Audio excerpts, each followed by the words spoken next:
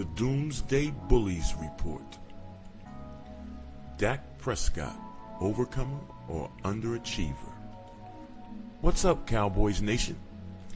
Today, we're diving into more truth behind the Dallas Cowboys' struggles and why Dak Prescott continues to be unfairly blamed for the team's failures. If you followed the Doomsday Bullies Report, you already know we don't hold back when it comes to breaking down the real issues, and today is no different. We're going to take a hard look at Dak Prescott's career, the coaching failures that have held him back, and how the same mistakes derailed another talented QB, Tony Romo. Quarterback is the most difficult position to play in all of sport. Finding an elite quarterback for a team has become even more difficult for the many so-called experts who get paid to build a successful team.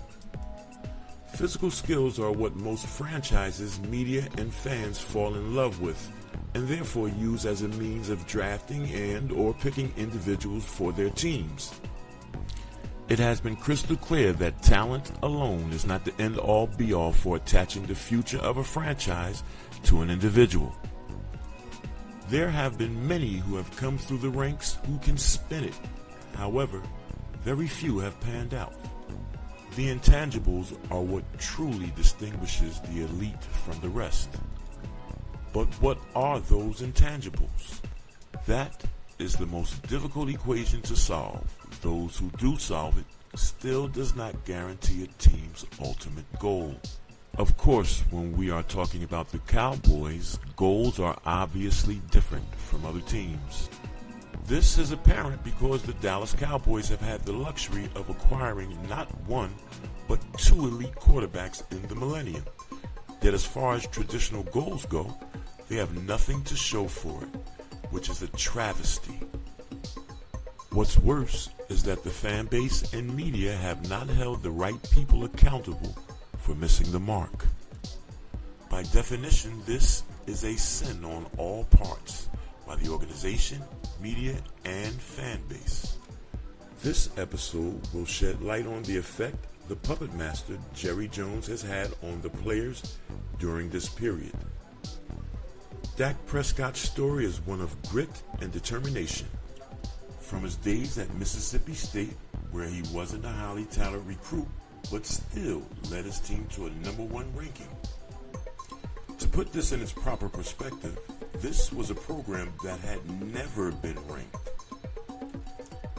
Something I would call incredible. That is an intangible that should have been recognized. However, it was not. Dak was not drafted until the 4th round. What's crazy is that 6 QBs were drafted before Dak. One was from a FCS school. Dak played in the SEC, which is considered the NFL's farm league by most. Only one is a starting QB, but none are better. People will say Goff went to a Super Bowl. How is Dak better? You will find out soon enough. Dak has had to prove himself time and again. When Tony Romo went down with an injury in 2016, Dak stepped in and shocked everyone by leading the Cowboys to a 13-3 record, earning Rookie of the Year honors and showing he was more than just a backup. But here's where the real problem starts: coaching. Jerry Jones, for all his influence, has consistently failed to surround Dak and Romo before him with the kind of elite coaching needed to win a Super Bowl. Dak's talent has never been in question, but the lack of creativity, adaptability, and discipline from the coaching staff has been a major issue. And who pays the price for it? Dak and his team. Before we dive deeper into Dak's situation, let's rewind to Tony Romo's career. Like Dak, Romo was never given the proper tools to succeed at the highest level. Despite being one of the most talented quarterbacks in Cowboys history, besides briefly learning under Sean Payton and Bill Parcells, Romo spent his career under coaches who couldn't maximize his potential. Jason Garrett, who coached both Romo and Dak, was notorious for his predictable play calling and conservative game management.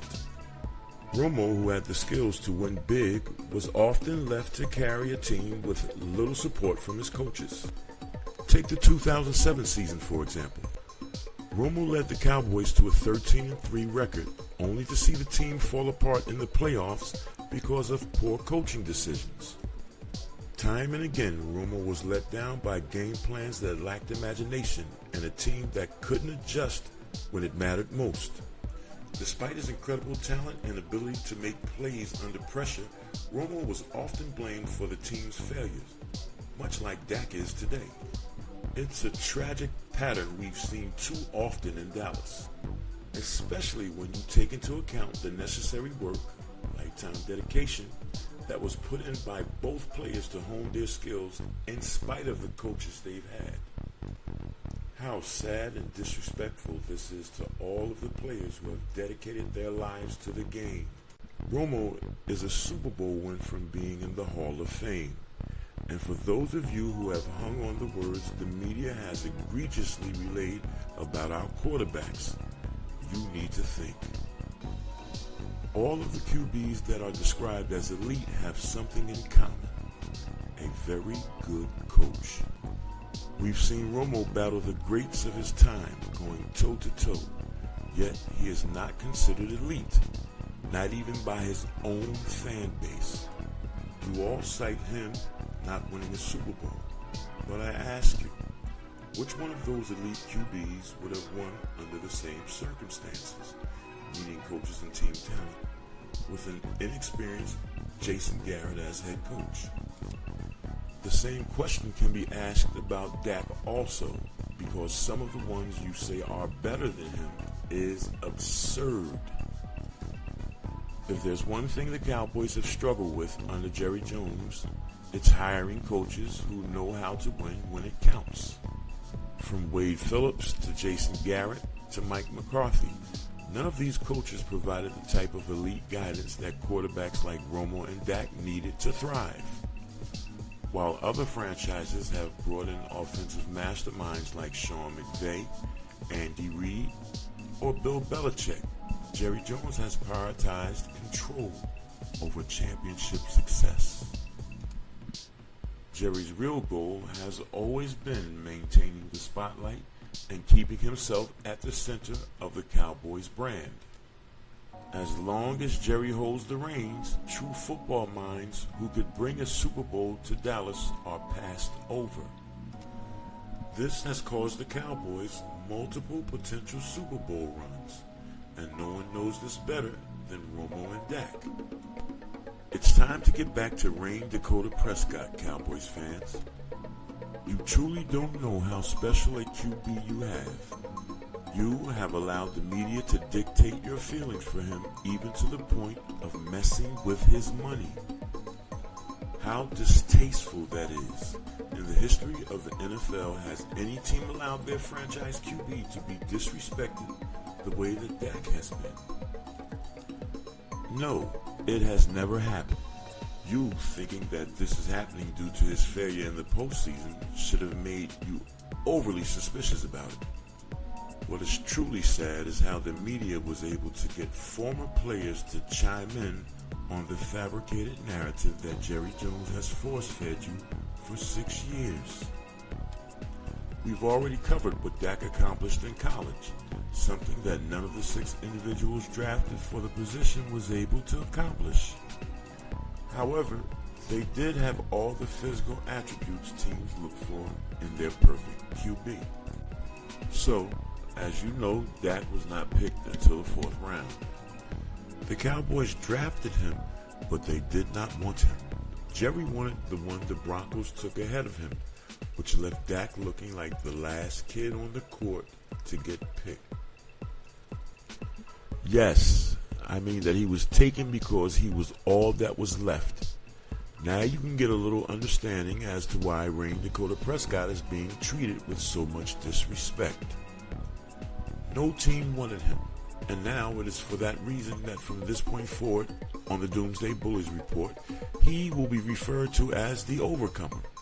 The Overcomer started training as the number 3 QB, with a huge chip on his shoulder, but it was nothing to him. He has had to deal with this treatment his whole career. You know he was going to make them pay and run through a wall for the team that drafted him. All they had to do is show him love, which of course they didn't. But when you are anointed, it does not make any difference what anyone does, because only you can stop what's in store for you.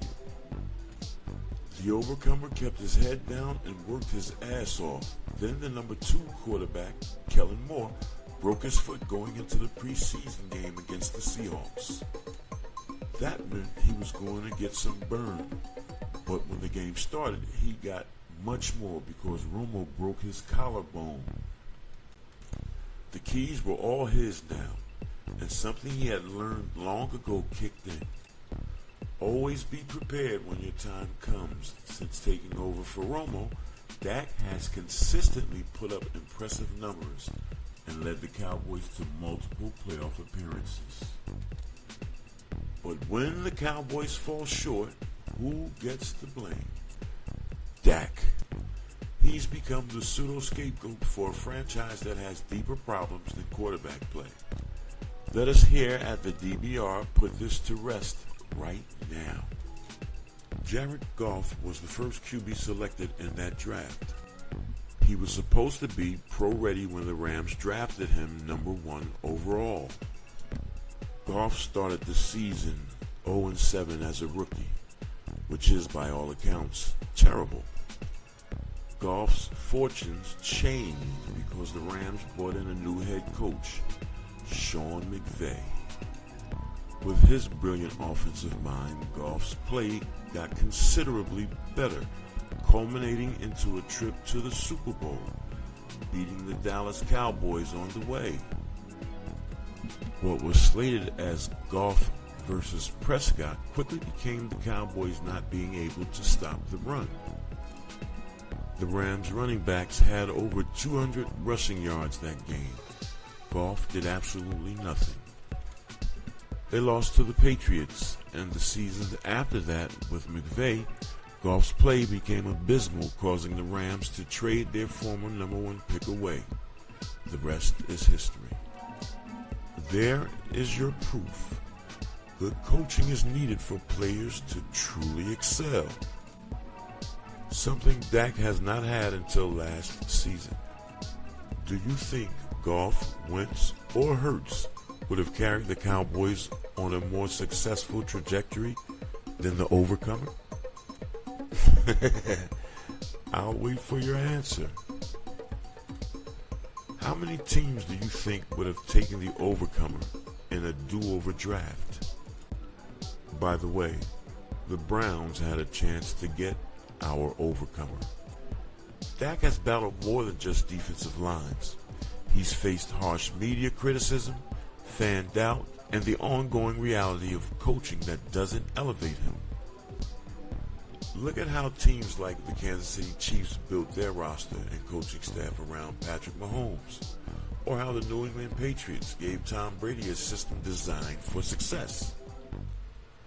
Dak has never had that kind of support.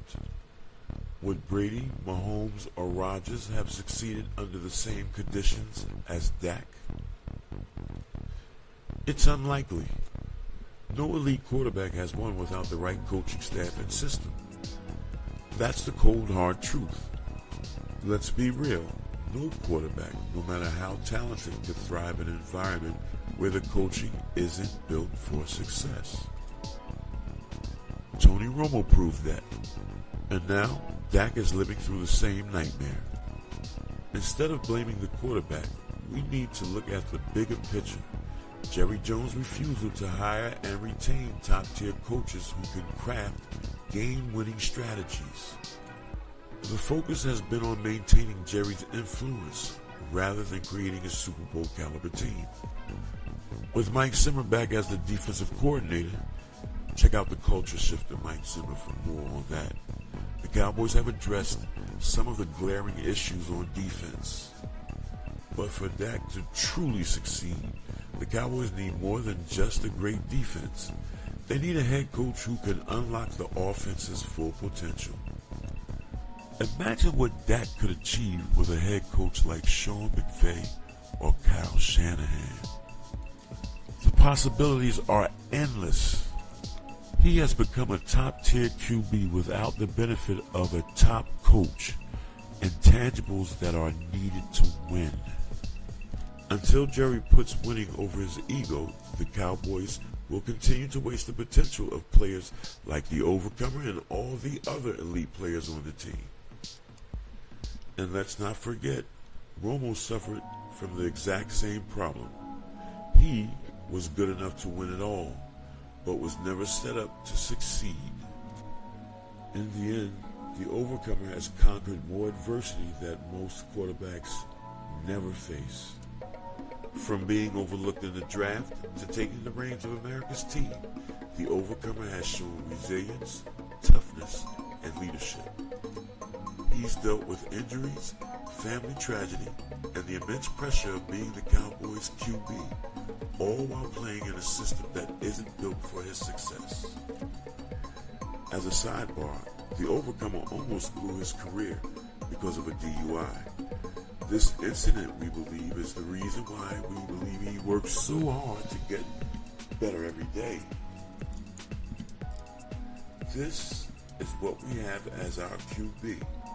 All we need is a coach, because our QB will never stop working to get better. It's time to stop blaming the Overcomer and start pointing fingers at the real issue.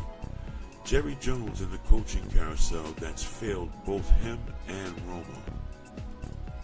No quarterback could succeed with what they've been given, and until Jerry changes his approach, the Cowboys will continue to fall short. If you're as tired of the narrative as we are, hit that like button, subscribe, and stay tuned to the Doomsday Bullies Report for more honest, unfiltered analysis. We're not here to make excuses. We're here to expose the truth. This has been the Doomsday Bullies Report. Remember, the Fairs in Dallas run deeper than one quarterback, and until that changes, we're all waiting for the true potential of the team to be unleashed. How about them Cowboys? You understand?